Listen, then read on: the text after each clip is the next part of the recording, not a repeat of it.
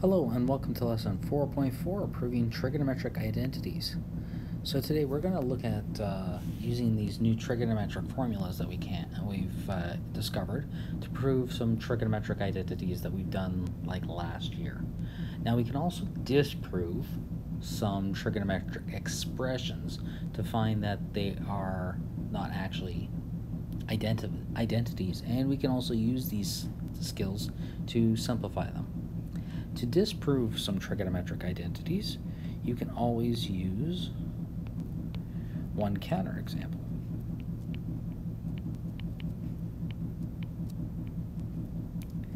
A counterexample is just an example of a value that would show you the left side and the right side do not equal each other.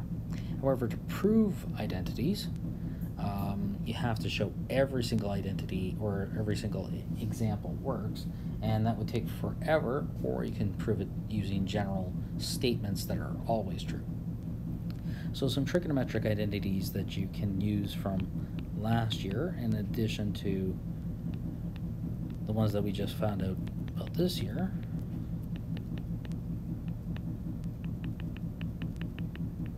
are things like sine squared theta plus cosine squared theta is equal to 1, or a rearrangement of this. You can also use sine theta over cosine theta is equal to tangent of theta. You can use these. Whatever identities that you wish to use, you can use them as long as you know what they are. Okay? Now, things that are not trigonometric identities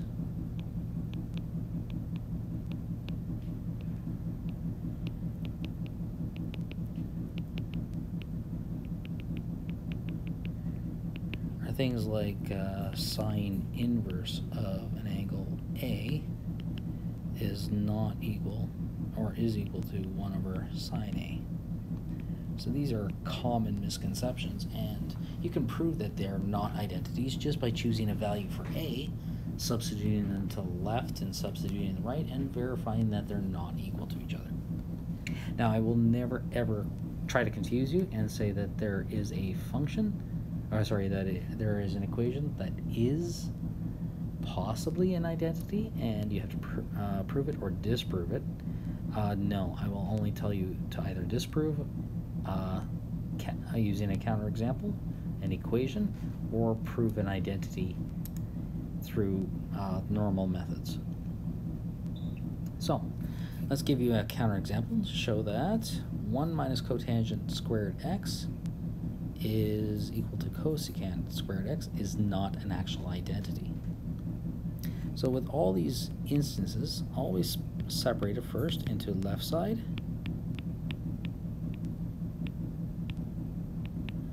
and right side.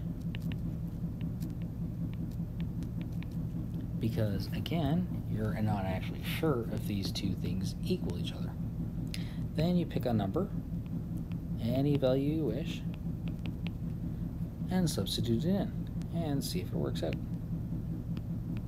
Now there is the odd circumstances where it may actually work out.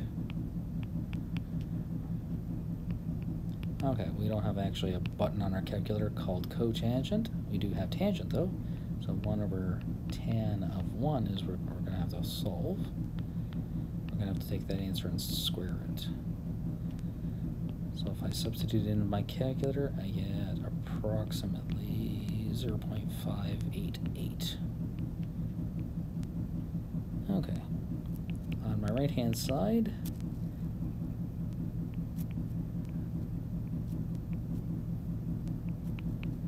we're going to substitute 1 in for x. Again, I don't have a cosecant squared button on my calculator. Sorry, that says cosecant.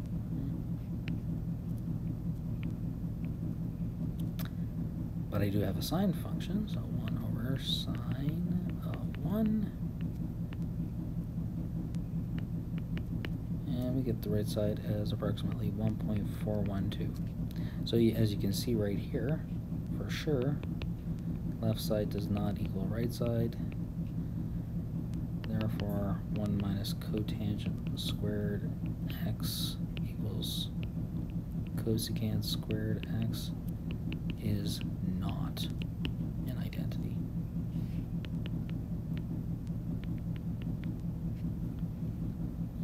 And again, you could choose any values you wish. If you do find a value that does actually work, and I've told you that doesn't actually work, then try another one. Okay, so let's take a look at this one. This one you can prove in many different ways. You don't have to use just the method I'm going to show you today, but you can choose any option that you prefer. So again, start out by separating left side and right side because it tells us to prove it. That means it is true. So it does work out.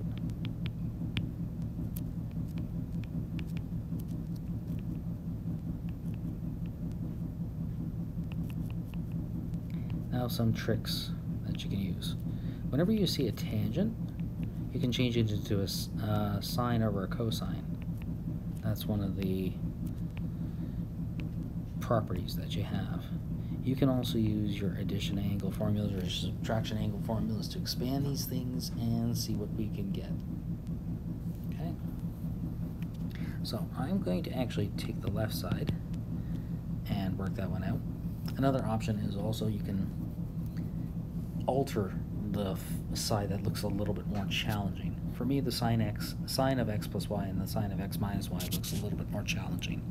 So I'm going to expand that to get sine x cos y plus cos x sine y.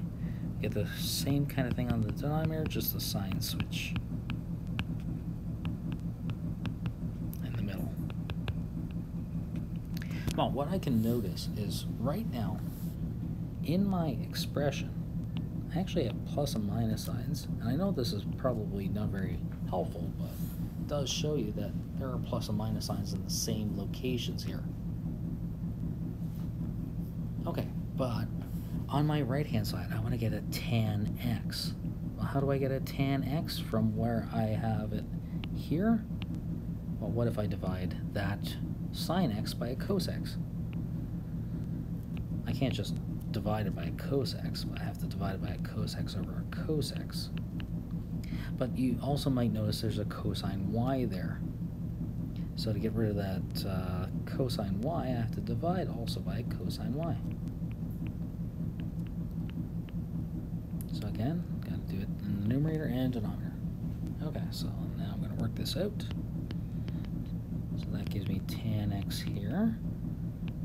If I take cos x and divide by cos x, I get 1.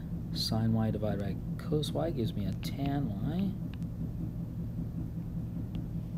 And again, same thing happens in the denominator, just a sign difference.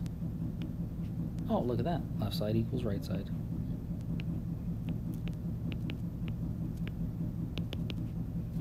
Therefore, sine x plus y over sine x minus y equals tan x plus tan y. You don't always have to write this statement, I'm just writing it so you guys can see it. Is an identity.